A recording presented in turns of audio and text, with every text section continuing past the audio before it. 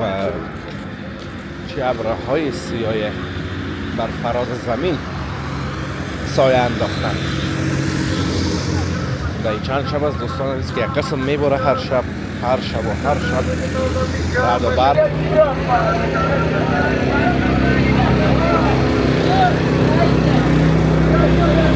این بازار سرک بستان هست دوستان عزیز، کسی میبینین چه خوب بیربار داره، نفوذ زیادم داره دوستان عزیز. سرک نگفته نماره و به مخاطر دیگه بیربارش هم بس باری بود سبزیجات در سرک بستان شهر کابل. هم قسم برتان گفتم دوستان عزیز از این چیز کمبودی نداره این سرک، مردمش از این چیز اصلا کمبودی ندارن. بازار میوه همه چیز دوستان عزیز موجود هست در این بخش شهر کابل و مردم ضرورت ندارن که به خاطر میوه برن سرای شمالی شاه. سلام و درود نصار شما خوبان عزیزان، انشالله که خوب و سلامت و سرحال باشین و زندگیتون هم به خوبی و خوشی سپری شد دوستان عزیز. اولتر از همه آسمان رو ببینین چگونه قهر است و چه ابرهای سیاه بر فراز زمین سایه انداختن. در چند شب از دوستان عزیز که یک قسم میباره هر شب رعد و برق است و طوفان و باران او هم به شکل بسیار شدید. دیگه امیدوار هستیم که هموطنهای ما از خسارات این ویرانی ها در امان بوده باشن و آسیب برشان نرسیده باشه. در ضمن از این حرفا دوستان عزیز در نزدیک های سرک بستان شهر کابل هستیم، در مربوطات ناحیه 11 کابل. ببخشید ناحیه 11 دوستان، عبده حوزه 17 امنیت شهر کابل یا ناحیه 17 شهر کابل. 11 خوب همون طرف خیرخانه لیسی مریم اون طرف ها میشه، بازم با مزرد گل فروشی ها رو بینید دوستان عزیز که تازه جور شده، چقدر زیباست. اگرچه وقت درخت مرختم خلاص شده، خب بازم اینه یگان دانش هنوز است دوستان عزیز. اینجا باش دشت چون طلا میگن ما چندین بار ویدیوهایی از شهرک طلایی و از اون طرفا به ثبت رساندیم و از زیبایی های این بخش شهر کابل بحث کردیم و گفتیم. حالا میخوایم نشانتان بتون دوستان عزیز ساختمانایی که ساخته شده، سرک بزرگی که داره. یعنی گفتم میتونم که یکی از بزرگترین محله های شهر کابل حالا می خیرخانه هست. حدود 3 حوزه هم دوستان عزیز در بر میگیره، حوزه 11 17 و حوزه 15 امنیت شهر کابل. 3 حوزه است که ارتش دوستان عزیز دیگه همون خیرخانه گفته میشه و خیرخانه هستن دیگه. حالا حصه اول، حصه دو، کوتل خیرخانه، 500 فامیلی و طرفا رو میگه همیشه خیرخانه میگن. سرک کوتل هم خودم میفهمین دوستان عزیز که به تازگی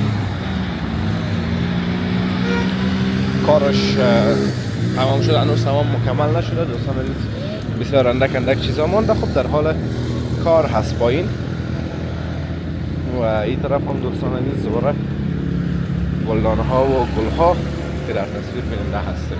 ما هم نه دوستان عزیز همه تو سلو میریم به طرف سرک بستان شهر کابل دیگه.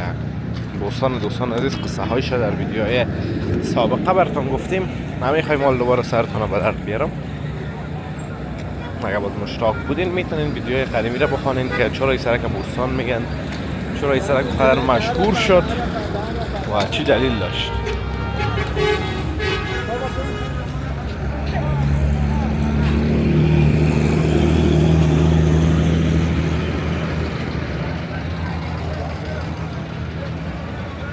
هم دوستان عزیز بازارک از سرک بستان کابل هست که ما داخل سرک میخوایم بریم دوستان عزیز و از سرک دیدن داشته باشیم.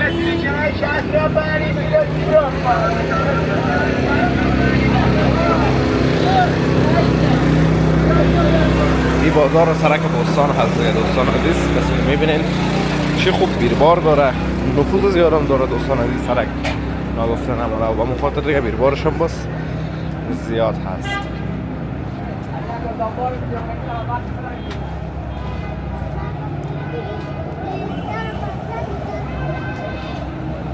در این سرک دوستان عزیز خانه های مسکونی، رهایشی، بلند منزل ها و بسیار چیزای زیاده آباد شدن، مکاتب، مدارس و از هیچ چیز کمی نداره. بازارش هم دوستان عزیز بازار کوتل خیرخانه یا همون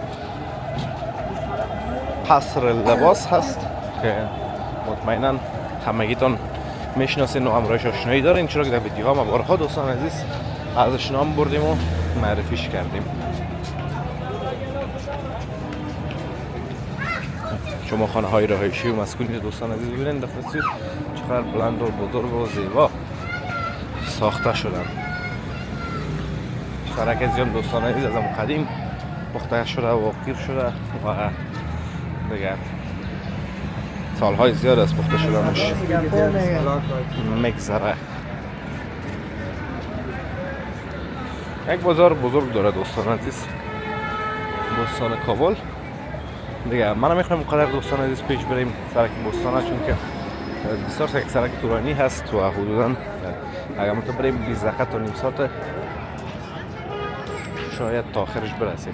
میریم از بازار میوه و سبزیجات شما چنان دوستان عزیز دیدن میکنیم، اما تو دوباره بیرون میشیم.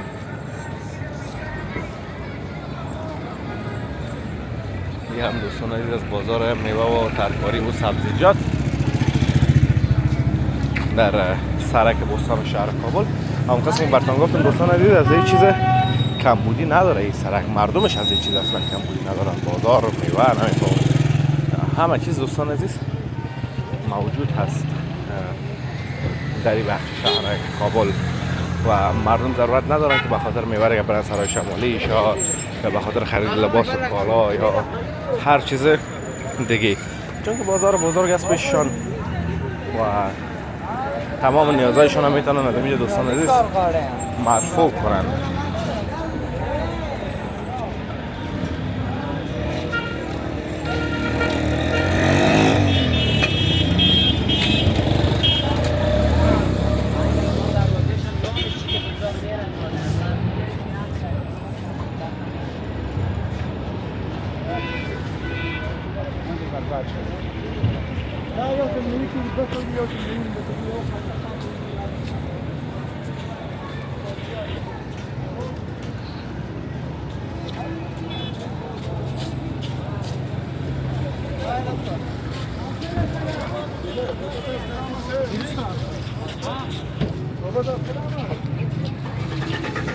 یا موتورهای لینی هست که دوستان عزیز 10 افغانی میگیرن تا آخر سرک بستان میبرن این موتورها.